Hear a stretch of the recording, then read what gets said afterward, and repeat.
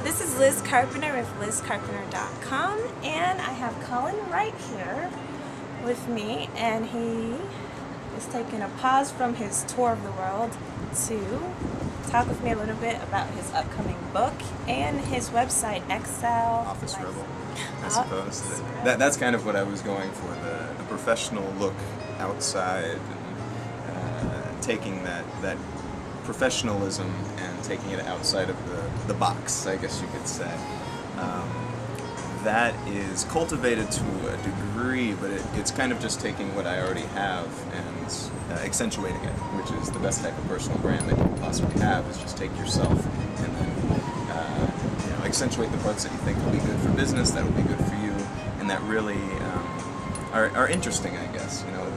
Those little tidbits that people want to talk about, or that when they hear about it, people want to meet you, or the parts that look good on a business card, I guess you could say. The business card. What is it? The 4-pound business card? Oh, what is it called? Hey, hold on. This is the famous Colin is my name business card. Amazing, right?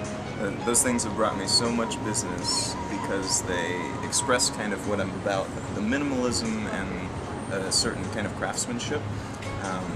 They don't feel cheap usually, and a lot of business cards feel cheap. It seems like it's made out of foam, but that's paper. It's actually 220-pound post-consumer waste paper, and it is vegetable oiling, and it's letterpress, so it's as close as you can get to carbon neutral without not having a pen. Sounds great. Well, why don't you explain what carbon neutral means? It's not using resources at all. Carbon neutral is the absolute ideal with any process because it removes from the equation any kind of waste. Modern art.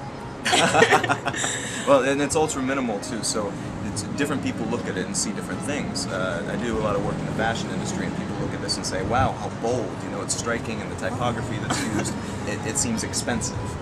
Whereas other people look at it and say that it's minimal, or other people look at it and say, oh, it's so modern, it's so young, it's vibrant because it looks different.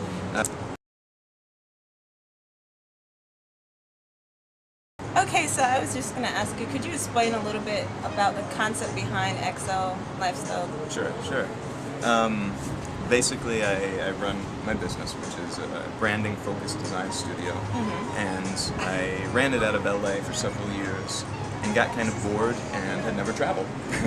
My passport was completely blank, and I decided that was a crying shame, and that I wouldn't wait until I made my first million, which was my plan. I'd make my first million, and then I'd travel. Yeah. So I decided, why not make my first million while I'm traveling?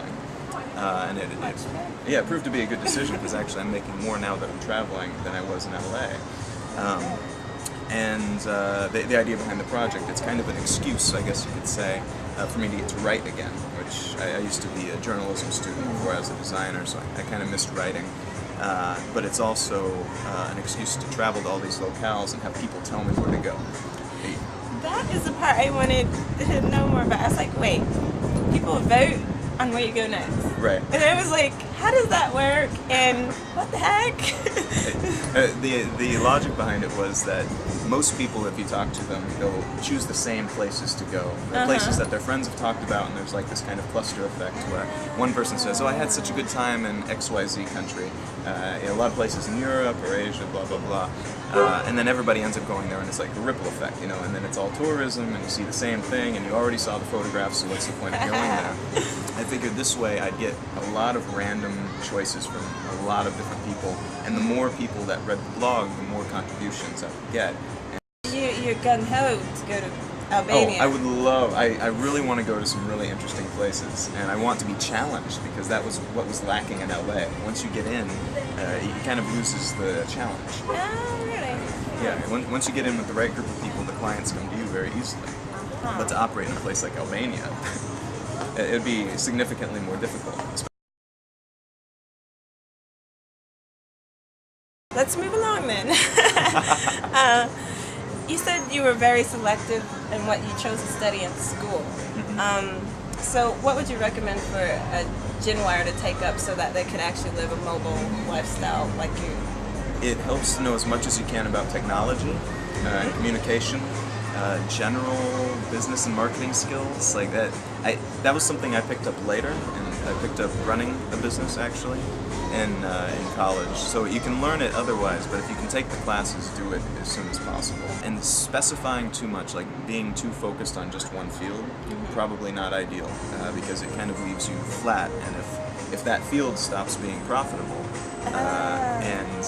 we've seen a lot of fields go that way, like money market stuff. Whereas if you have a good, rounded out skill set, if you know a bit about technology enough, basic HTML and CSS, you know how social networks work, you know the basics of marketing, the basics of business, you can set up a new business around any subject, and no matter what, you know that you're set. If things change in one field, you can just invest in another, or learn something about a new topic. But yeah, I mean, they're not difficult things to learn, it's just not many people involve themselves with learning the basics of more than one field.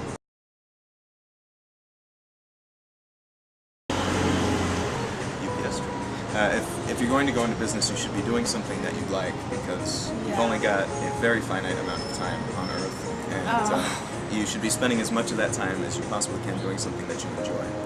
It shouldn't be something where 90% of your life you're having a miserable time so that you can enjoy the other 10%, because that other 10% you'll probably be worrying about the 90% anyway. Instead, you should have the 90%, maybe 10%, 2% if you can, of stuff that you don't enjoy.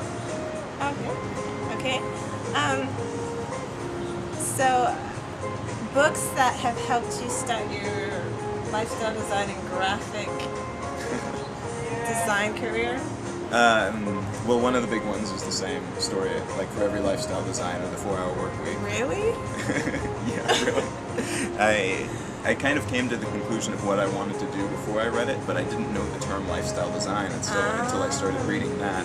And so, what are your thoughts on the 4-Hour Workweek? How much has that influenced you? Quite a bit. Not so much in the practical aspects of it, like he advises, like I haven't read the newest version, but the older version, he gives a lot of advice on outsourcing and processing, batch processing and stuff like that, which I do batch processing. Don't outsource so much. And a lot of his tricks work for him, but you take what you need from it. The overall philosophy was what did it for me. It kind of served as a catalyst, where I had these ideas. I wanted to do this, but nobody does that. Why should I be able to do it when nobody else does? I read this, I'm like, oh, somebody else is doing it. Why can't I do this? And then all of a sudden, it seems much more attainable to have the lifestyle that you want. And the 4-Hour Workweek title, I think, a lot of people dwell on this. It's a little misleading because Tim Ferriss arguably works harder than almost anybody else in the lifestyle design field. And he promotes this idea of sitting around, lounging around all day, but He's a hard worker. He's very focused, very hardworking, but he enjoys what he does. And that's what it comes down to. I work very hard as well, but I also work very few hours that I don't enjoy anymore. It's getting rid of the mundane, tedious tasks that you don't enjoy, so that when I'm working, I'm like networking with people who excel lifestyle, which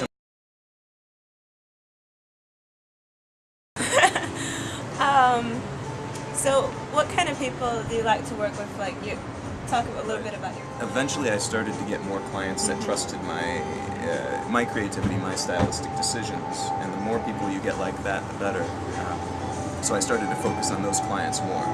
First of all, because it pays more. As soon as they're paying you for your brain, not just for your Photoshop skills, you make a whole lot more money. They're paying you for your skill, not your time. That's what it comes down to. But also, it's a lot more satisfying personally. I got a lot of fashion clients. I started doing work with a fashion magazine and a couple high-end fashion companies. Okay. And then from there, kind of jumped off into the sustainability scene, which I had been doing for a long time, but I got more clients that were in that vein, like different catering companies and technology companies that were sustainability focused. And that's a very young field right now, so it's a lot. Yeah, and it's great. So it's a lot of new companies that they don't have like millions of dollars to throw at anything, but they pay good money. They appreciate design and they appreciate designers. So they want very modern, clean, minimal looking things, and my style lends itself well to the sustainability movement, fortunately. And it kind of evolved from there. I have financial clients, I have big corporate clients as well, but the really fun ones are the small ones that are kind of